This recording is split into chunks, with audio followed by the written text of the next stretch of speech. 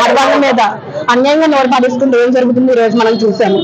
ఆనాడు ద్రౌపది మీద భారతంలో పడ్డ నిందకు వాళ్ళకి అవును ఎంత శిక్ష అనుభవించారో మనం చూసాం.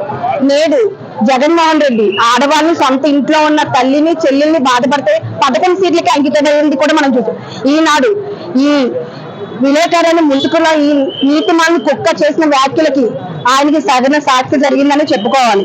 అంటే ఈ రోజు ఆయన అరెస్ట్ అయిన సాక్షి మీడియా అలానే వైసీపీ నేతలు బయటకు వచ్చి అన్యాయంగా అరెస్ట్ చేశారు. ఆయనకి 60 సంవత్సరాలు అంటున్నారు కదా.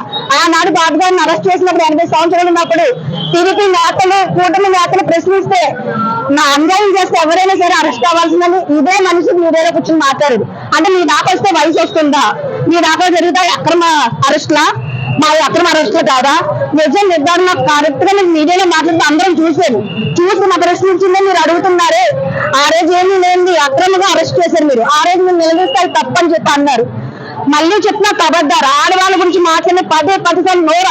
కూటమి ప్రభుత్వం ఆడవాళ్ళకి విలువలిచ్చే ప్రభుత్వం. మీరు మాట్లాడి ప్రతిసార్లు ఆలోచించుకొని మాట్లాడకపోతే ప్రతి ఒక్కరికి చెప్పుతో సమాధానం చెప్తామని తెలియజేస్తూ మళ్ళీ మీరు ఏమి ఎగబెట్టుకుని ఈసారి మాకు ఓట్లు అడగడానికి వస్తారు. మా ఇంటి ఆడవాళ్ళని పెడుతూ మా ఆంధ్రప్రదేశ్ ఆడబిడ్డలు పెడుతూ మీరు ఓట్లు అడగడానికి ఏమి ఎగబెట్టుకుని వస్తారని నేను అడుగుతున్నా. ఇలానే కంటిన్యూ అయితే ఏ వైసీపీ నేతని కొవ్వూరు కానీ లేకుండా కానీ ఉండలేమని తెలియజేస్తూ జై జనసేన జై.